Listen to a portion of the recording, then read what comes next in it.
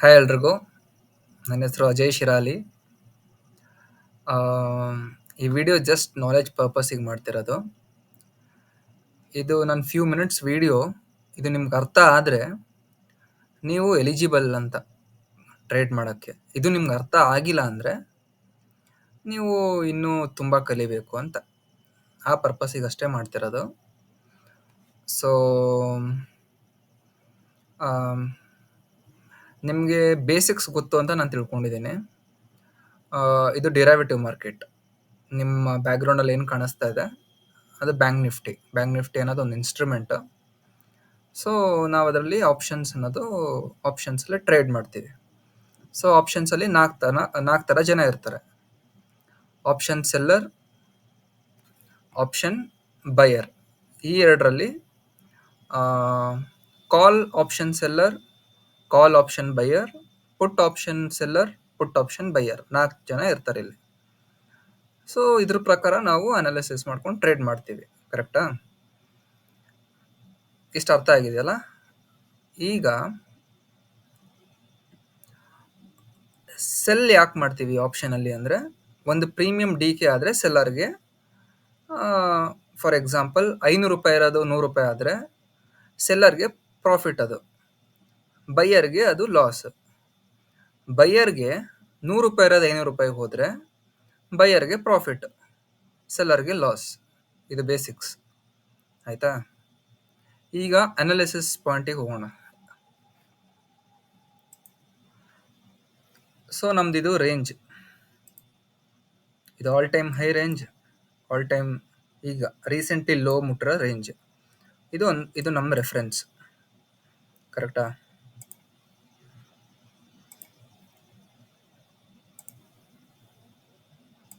ಇದು ನಮ್ಮ reference line.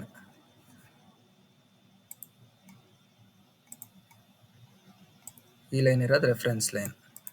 Okay. Market almost 3500 points crash ಆದಮೇಲೆ, ಬಿದ್ದ ಮೇಲೆ, ಪ್ರಾಫಿಟ್ ಬುಕ್ಕಿಂಗು ಯಾವುದೋ ರೀಸನ್ಗೆ ಮಾರ್ಕೆಟು ಅರೌಂಡ್ 1500 ಪಾಯಿಂಟ್ಸ್ ರಿಕವರ್ ಆಗಿದೆ. ಈಗ ಮಾರ್ಕೆಟು ಈ ಪಾಯಿಂಟಿಗೆ ಇಲ್ಲಿ ರೀಚ್ ಆಗಬೇಕಂದ್ರೆ ಮಾರ್ಕೆಟು ಸೀದಾ ಇಲ್ಲಿಂದ ಇಲ್ಲಿಗೆ ಹೋಗಬೇಕು. ಹಂಗೆ ಹೋಗಲ್ಲ ಮಾರ್ಕೆಟ್ ನಾರ್ಮಲಿ. ಹೆಂಗೆ ಟ್ರಾವೆಲ್ ಮಾಡುತ್ತೆ ಮಾರ್ಕೆಟು? ಒಂದು ಪಾಯಿಂಟಿಂದ ಇಲ್ಲಿ ಹೋಗ್ಮೇಲೆ ಇಲ್ಲಿ ಕಾಯಿಸುತ್ತೆ ಫಾರ್ ಫ್ಯೂ ಡೇಸ್. ಆಮೇಲೆ ಒಂದು ರ್ಯಾಲಿ ತೊಗೊಳುತ್ತೆ. ಮತ್ತೆ ಇಲ್ಲಿಂದ ಈ ಪಾಯಿಂಟ್, ಈ ರೆಫರೆನ್ಸಿಂದ ಇಲ್ಲಿಂದ ಒಂದು ಜರ್ನಿ ಸ್ಟಾರ್ಟ್ ಆಗುತ್ತೆ ಈ ಪಾಯಿಂಟಿಗೆ ಮುಟ್ಟೋಕ್ಕೆ. ಅಲ್ಲಿ ಹೋಗುತ್ತೋ ಇಲ್ಲೋ ನಮ್ಗೆ ಗ್ಯಾರಂಟಿ ಇಲ್ಲ. ನಾವು 1 ಡೇ ಚಾರ್ಟ್ನ ಓಪನ್ ಮಾಡಿದ್ದೀವಿ, ಯಾಕಂದರೆ ನಮಗೆ ಓವರ್ ಆಲ್ ಏನಾಗ್ತಿದೆ ಮಾರ್ಕೆಟಲ್ಲಿ ಅಂತ ಗೊತ್ತಾಗುತ್ತೆ. ಇದು ಒಂದು ರಿಕವರಿ ಅಂತಾರೆ ಇದನ್ನು. ಇದು ರಿಕವರಿ. ಸೊ ರಿಕವರ್ ಆಗಿದೆ ಮಾರ್ಕೆಟ್. 1 ತಿಂಗಳಿಂದ ರಿಕವರ್ ಆಗಿದೆ. 1 ತಿಂಗಳಿಂದ ರಿಕವರ್ 1500 ಪಾಯಿಂಟ್ಸ್ ಆಗಿದೆ. ಇನ್ನೂ ಆಗುತ್ತಾ ಅದು ನಮಗೆ ಗೊತ್ತಿಲ್ಲ, ಯಾಕಂದರೆ ಮಾರ್ಕೆಟಲ್ಲಿ ಸುಮಾರು ನ್ಯೂಸು ಅದು ಇದು ತುಂಬ ಇರುತ್ತೆ. ಸೊ ನಾವು ನ್ಯೂಸ್ ಬೇಸ್ಡ್ ಮಾಡ್ತಿಲ್ಲ ಇಲ್ಲಿ. ನಾವು ಬರೀ ಅನಾಲಿಸಿಸ್, ಟೆಕ್ನಿಕಲ್ ಅನಾಲಿಸಿಸ್ ಪ್ರಕಾರ ಮಾಡ್ತಿದ್ದೀವಿ. ಓಕೆ. ಈಗ 1 ಡೇನ ನಾನು ಯಾಕೆ ಟ್ರೇಡ್ ತೊಗೋಬೇಕು, ಈ ಪರ್ಸ್ಪೆಕ್ಟಿವಲ್ಲಿ ನೀವು ನೋಡ್ತಿದ್ದೀರಾ ಇಲ್ಲೋ ಅದನ್ನು ನಿಮಗೆ ಗೊತ್ತು. ನೋಡಿ, ನೀವು ಅದನ್ನು ರಿಲೇಟ್ ಮಾಡ್ಬೋದೋ ಇಲ್ಲೋ ಅಂತ. ನಾನು ಇದನ್ನು 15 ಮಿನಿಟ್ಸಲ್ಲಿ ಹಾಕೋತೀನಿ ಈಗ. ಸೊ 15 ಮಿನಿಟ್ಸ್ ಚಾರ್ಟ್ ಇದು. 15 ಮಿನಿಟ್ಸಲ್ಲಿ ಏನೇನಾಗಿದೆ ನೋಡೋಣ. ಈಗ ಮಾರ್ಕೆಟದ ಲೋ ಏನು? ಇದೊಂದು ಲೋ. ಎಷ್ಟಿದು? 53,600. ಇದೊಂದು ಲೋ. ಇದೆಷ್ಟು? 53,700. ಇದು ಲೋ. ಇದೆಲ್ಲ ಡಿಪ್. ಇದನ್ನು ಡಿಪ್ ಅಂತ ಕರಿತೀವಿ. ಈಗ 5400. ಆಮೇಲೆ ಇದು ಲೋ. ಇದು 54,400. ಇದು low. 54,700. So market for example, ನಾನು ಇದು ಸೆಲ್ಲರ್ ಪರ್ಸ್ಪೆಕ್ಟಲ್ಲಿ ಇರ್ತೀನಿ. ನೀವು ಸೆಲ್ಲರ್ ಪರ್ಸ್ಪೆಕ್ಟಲ್ಲಿ ಯೋಚನೆ ಮಾಡಿ, ಬೈಯಿಂಗ್ ಮಾಡಿ, ಸೆಲ್ಲಿಂಗ್ ಮಾಡಿ, ಏನು ಬೇಕಾದ್ರೂ ಮಾಡಿ. ಬಟ್ ನಾನು ಹೇಳ್ತಿರೋದು, ಮಾರ್ಕೆಟ್ ಎಲ್ಲೂ ನಿಮಗೆ ಸೆಲ್ ಮಾಡಿದರೆ ನಿಮಗೆ ಪ್ರಾಫಿಟ್ ಕೊಟ್ಟಿಲ್ಲ. ಫಾರ್ ಎಕ್ಸಾಂಪಲ್, ಯಾರ್ಯಾರು ಇಲ್ಲಿ ಕ್ರ್ಯಾಶ್ ಆಗಿದೆ ಅಂದ್ಬಿಟ್ಟು, ಇದೆಷ್ಟಿದು 54,400 ತೊಗೊಂಡಿದ್ರೆ, ಬೈ ಮಾಡಿದರೆ, ಅವ್ನ ಪ್ರೀಮಿಯಮ್ಮು ಕೆಳಗೆ ಹೋಗಿದೆ ಏನೋ, ಅದೇ after few days it has come up. ಅವ್ನು ಇಲ್ಲಿಂದ ಲಾಸ್ ಫೇಸ್ ಮಾಡಲೇಬೇಕು. ಅವ್ನು ಲಾಸಲ್ಲೇ ಇದ್ದಾನೆ ಇನ್ನು. ಯಾವ ಯಾರು 54,400 ಇನ್ನೂ ಹೋಲ್ಡ್ ಮಾಡಿದಾರೋ ಅವ್ನು ಇನ್ನೂ ಲಾಸಲ್ಲೇ ಇದ್ದಾನೆ. ಓಕೆನಾ? ಯಾಕಂದ್ರೆ from August 3rd, sorry, from September 3rd ಇಂದ ಸೆಪ್ಟೆಂಬರ್ 18th ವರೆಗೂ ಪಿ ಸೆಲ್ಲರ್ಗಷ್ಟೇ ಪ್ರಾಫಿಟ್ ಆಗಿರೋದು. ಯಾರ್ಯಾರು ಪಿ ಹೋಲ್ಡ್ ಮಾಡಿದ್ದಾರೆ ಅವ್ರಿಗಷ್ಟೇ. ಇಲ್ಲಿ ಪಿ ಹೋಲ್ಡ್ ಮಾಡಿದ್ದಾರೆ, ಇಲ್ಲಿ ಪಿ ಹೋಲ್ಡ್ ಮಾಡಿರೋರ್ಗಷ್ಟೇ ಪ್ರಾಫಿಟ್ ಆಗಿರೋದು. ಸಿ ಸೆಲ್ ಮಾಡಿರೋರಿಗೆ ಪ್ರಾಫಿಟ್ ಆಗಿಲ್ಲ. ಅರ್ಥ ಆಗ್ತಿದ್ಯಾ? ಇದು ಅರ್ಥ ಆಗ್ತಿಲ್ಲ ಅಂದ್ರೆ ಫೈನ್, ಆದ್ರೆ ಅರ್ಥ ಆಗ್ತಿದ್ರೆ ಫೈನ್ ಅಷ್ಟೇ. ಅರ್ಥ ಆಗ್ತಿಲ್ಲ ಅಂದ್ರೂ ಫೈನ್, ಅರ್ಥ ಆದ್ರೂ fine.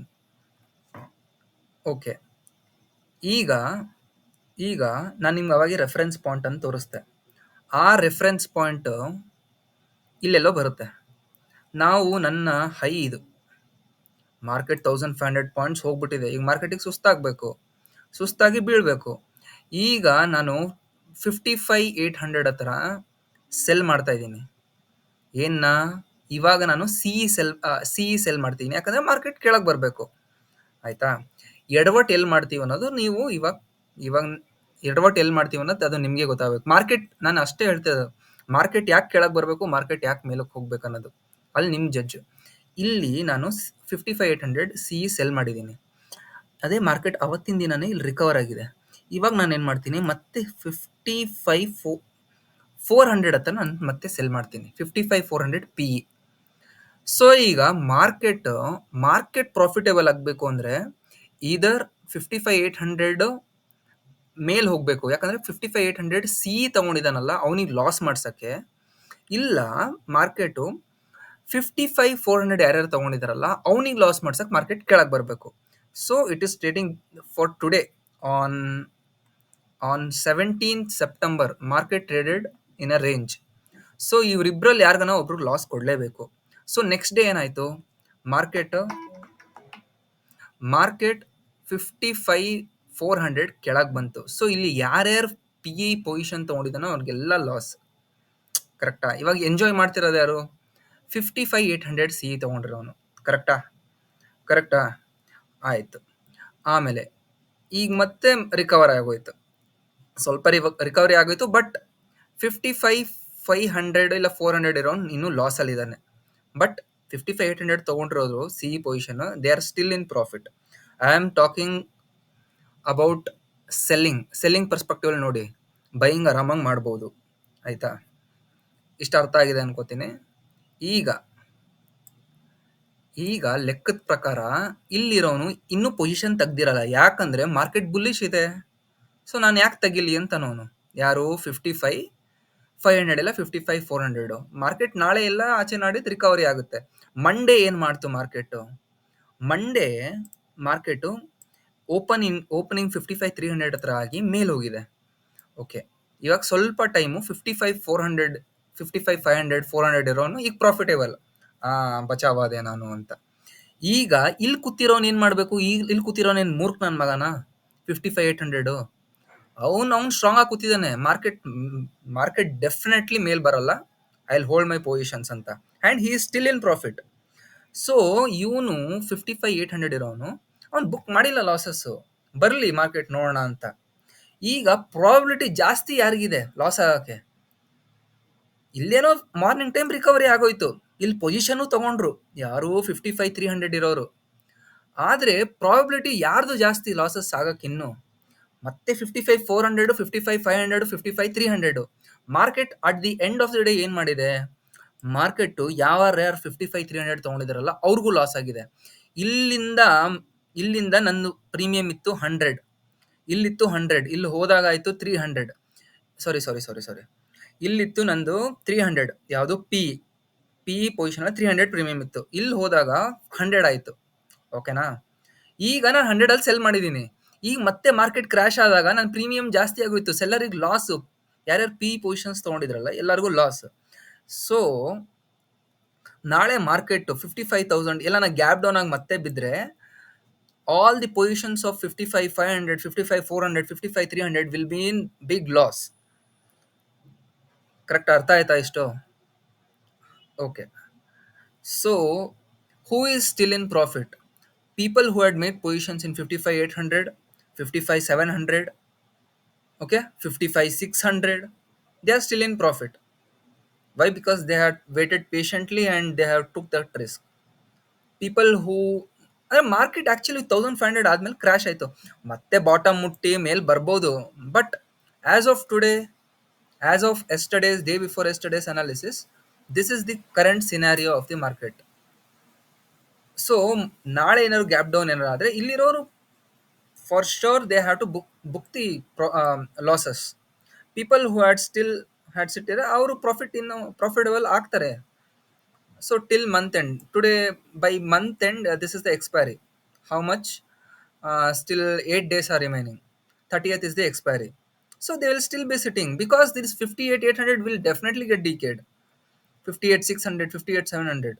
So this is how I do analysis. So think of where you are putting your money. It's not just you just randomly put and you're making some day and you're not making other day and taking a big loss. The point of doing you is trade what you see, not what you assume. Thank you.